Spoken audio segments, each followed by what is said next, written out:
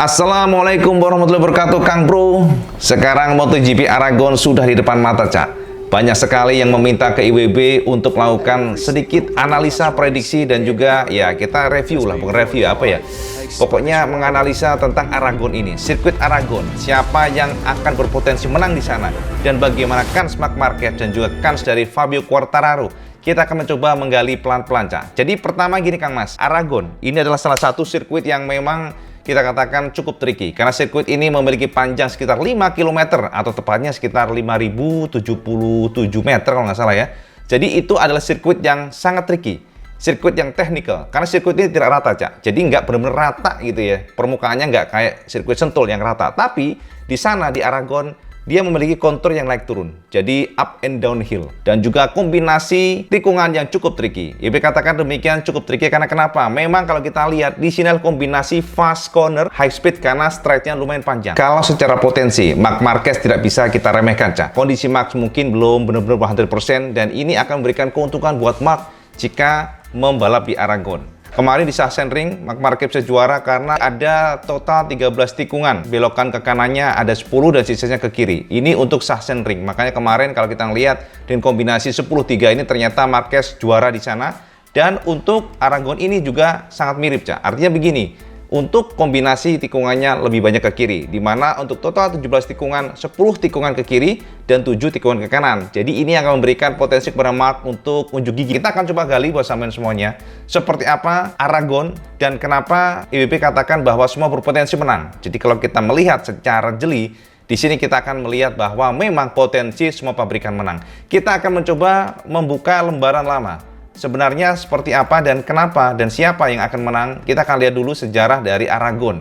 Kita akan mencoba untuk menarik ke belakang, Cak, tarik mundur ke 2010, di mana pertama kali Aragon ini menggelar MotoGP. Kita tahu bahwa Aragon memang salah satu lokasi yang kita katakan favorit bagi Marc Marquez khususnya ya, karena putaran di Aragon ini adalah salah satu putaran yang cukup penting, karena di Aragon merupakan tempat Spanyol. Biasanya pembalap Spanyol menguasai di sini. Kita lihat dari historinya pembalap Spanyol memang menguasai.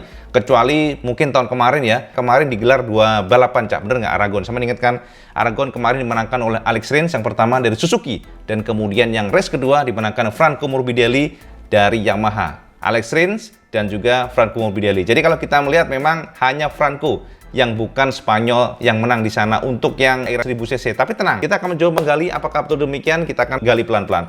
Sebagai informasi, Cak, lintasan Spanyol Aragon adalah sebuah sirkuit yang memiliki panjang 5.077 meter atau sekitar 5 km. Daerah gurun, ya dekat Alcanis, memiliki trek yang cukup bervariasi, tanjakan dan turunan, dengan jumlah tikungan 17. Jadi ini tikungan cukup banyak. Banyak tikungan yang akan memaksa motor melaju cukup rendah, yakni di bawah 100 km per jam.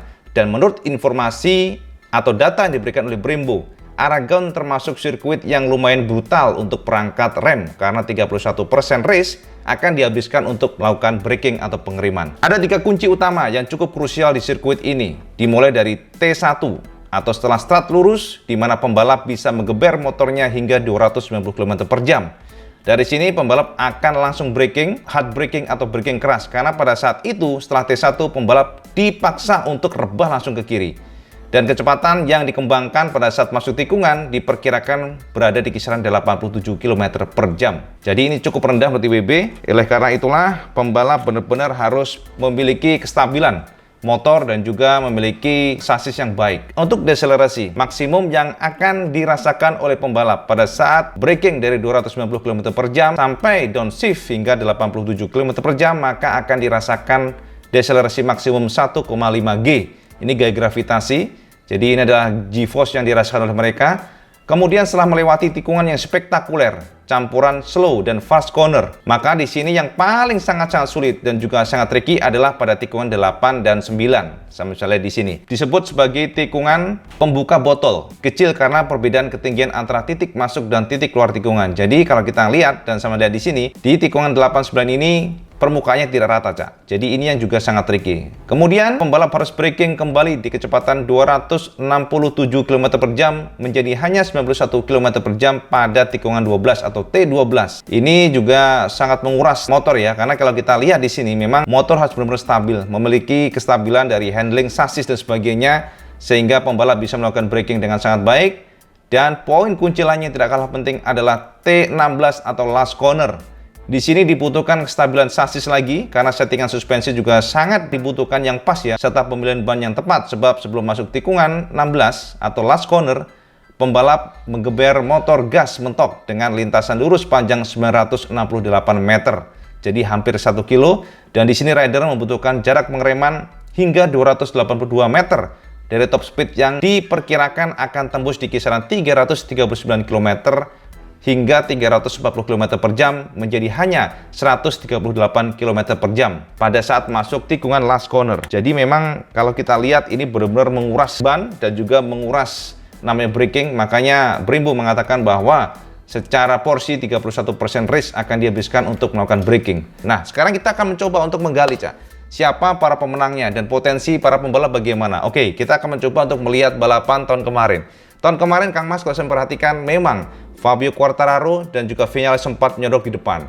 Namun pelan dan pasti Fabio mengalami kesulitan dan juga Fabio akhirnya mundur di belakang, dan di sana kita lihat Vinales pun juga mundur di belakang.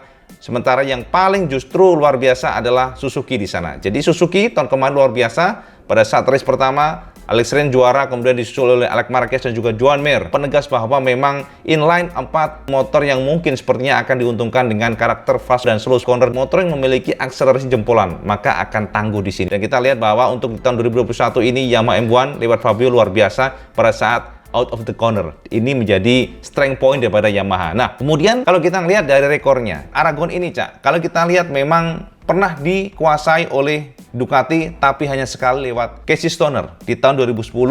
Kemudian di tahun 2011 ternyata dikuasai kembali oleh Stoner. Artinya apa? Pembalap tidak hanya Spanyol yang pernah juara di sana, tapi ada Italiano dan juga dari Australia. Tapi mayoritas memang Spanyol. Oke, itu 2011 Stoner yang sudah pindah ke Honda. Jadi setelah Ducati di tahun 2010 juara, kemudian 2011 Aragon menang oleh Honda lewat Casey Stoner, dan 2012 ternyata dimenangkan kembali oleh Honda lewat Dani Pedrosa. Kemudian di tahun 2013 barulah muncul sosok yang disebut sebagai Marc Marquez Baby Aliens waktu itu, dan Baby Aliens atau Marc Marquez berhasil juara di sana di tahun 2013. Baru kemudian di tahun 2014 dan 2015 ternyata di take over oleh Lorenzo yang juara di Aragon.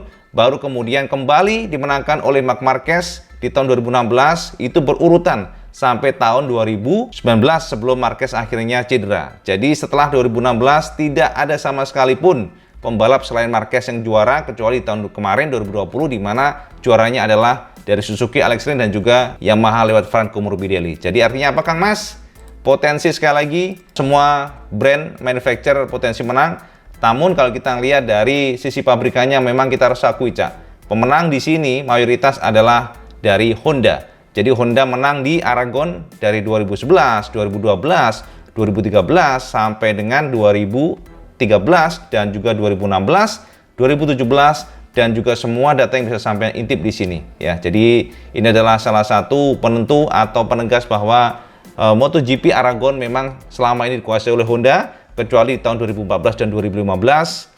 Dan juga 2020 sebenarnya kan sempat ya kemarin kan ini belum masuk datanya lewat Franco Morbidelli. Tapi secara general umum semuanya Honda menguasai, sementara Yamaha baru 3 kemenangan di Aragon. Jadi itu sekilas informasi buat sampean semuanya tentang potensi Aragon, dan menurut IBB adalah satu, Fabio Quartararo berpotensi menjadi kampion di sana karena kita tahu manajemen banyak luar biasa tahun ini, dan juga Fabio juga sangat-sangat konsisten, precise. Dan kita katakan bahwa kemampuan M1 tahun ini luar biasa lewat out of the corner-nya, jadi keluar tikungannya memang memiliki traksi berlimpah dibandingkan pabrikan lain, sementara Honda masih problem dengan traksi belakang.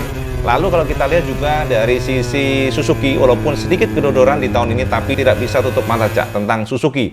Karena bagaimanapun Suzuki punya potensi, walaupun masih ya kita katakan sedikit tertinggal dibandingkan dengan M1.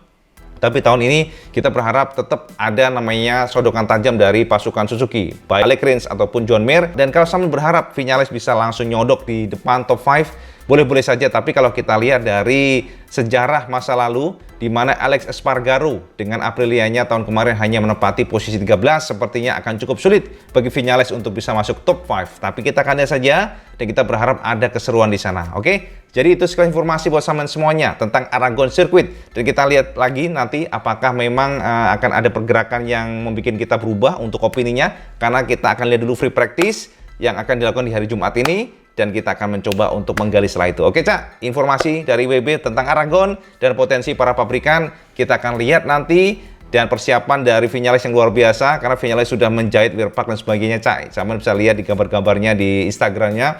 Jadi Viñales ini memang cukup exciting supaya dia bisa nyodok di depan untuk ya katakanlah adaptasi lah bos ini, Cak. Ya, mohon informasi buat sama semuanya dari Benaran. Dan kalau sama suka video ini sama like, share dan subscribe, dan ojo lali kang mas sama sholat 5 waktu karena itu yang paling penting. Assalamualaikum warahmatullahi wabarakatuh. Salam jus gandos.